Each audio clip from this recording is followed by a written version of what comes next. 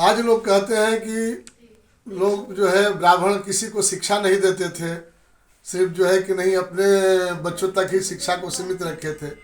कोई ब्राह्मण ही लिखा है, माता शत्रु पिता बैरी जेन बालो पाठिता न शोभते सभा मध्य हंस मध्य भगोया था।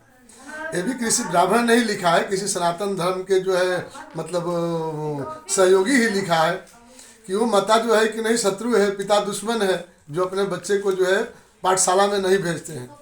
फिर कैसे कहा जाता है कि जो है शिक्षा ब्राह्मण लोग सीमित रखे। अरे हमारे यहाँ तो दवाई और पढ़ाई जो है फ्री मिलता था, बच्चे गुरुकुल में रह के शिक्षा प्रदान करते थे और जो है कि नहीं समाज के विकास में कार्य में लगते थे। लेकिन एक सीमित व्यवस्था था, गुरुकुल में रहना है तो एक सीमित व्यवस्था में ही रहना है, बंधन में रहना है, बंधन को तोड़ के नहीं रहना है। आज हमारी सरकार व्यवस्था बना दिया है कि भाई बच्चे को टीचर मार नहीं सकते हैं, उन पर कानूनी कार्रवाई की जाएगी।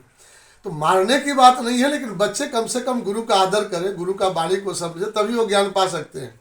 इसके लिए जो है थोड़ा सा प्रताड़ना के रूप में लोग छड़ी गुरुजी रखते थे कि डरे, बच्चा डरे छड़ी से और बच्चा पढ़े।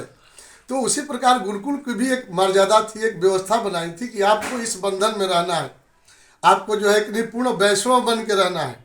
अब लोग कहेंगे कि वैष्णव में तो मतलब जातीय व्यवस्था थी, हमारे सनातन धर्म में कोई जातीय व्यवस्था नहीं है। महाराज मनु जब पूरी मतलब विश्व के सम्राट बने तो उनके पास ये बात गई थी कि हे महाराज जो है आपके इतने न्यायप्रिय शासन काल में भी वर्णाश्रम व्यवस्था की गई है।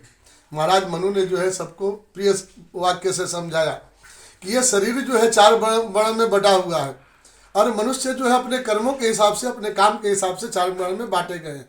ये दिमाग जो है सबसे तेज है, यही ब्राह्मण है।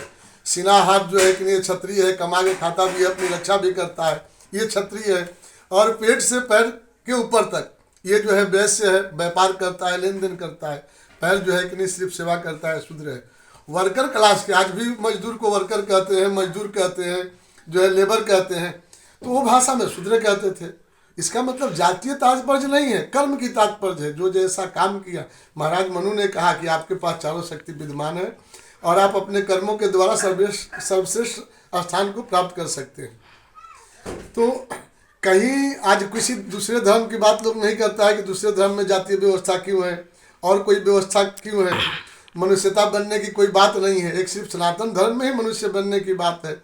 फिर भी लोग हस्तक्षेप करता है क्योंकि ये धर्म जो है सबकी हक की बात करता है। तो जहाँ हक की बात करता है और हक मारना है तो क्यों इसको माने। इसलिए जो है कि नहीं लोग सनातन धर्म का जो है खिलाफ करते हैं, हिंदू धर्म का लोग खिलाफ करते हैं, क्योंकि ये हक की बात करता है, मनुष्य के साथ साथ सारे जीव जंतु का हक का बात करता है। इसलिए इसको जो है कि नहीं खिलाफत किया जाता है, क्योंकि विधि व्यवस्था को गलत तरीके से रखना है।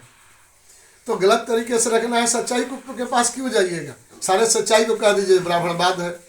संस्कृत जो है ब्राह्मण का विषय है, जबकि एक ही मात्र भाषा है संस्कृत जो मनुष्य को मनुष्य बना सकता है, और ऐसी कोई भाषा नहीं है जो मनुष्य को मनुष्यता प्रदान करने के मार्ग दर्शाता हो।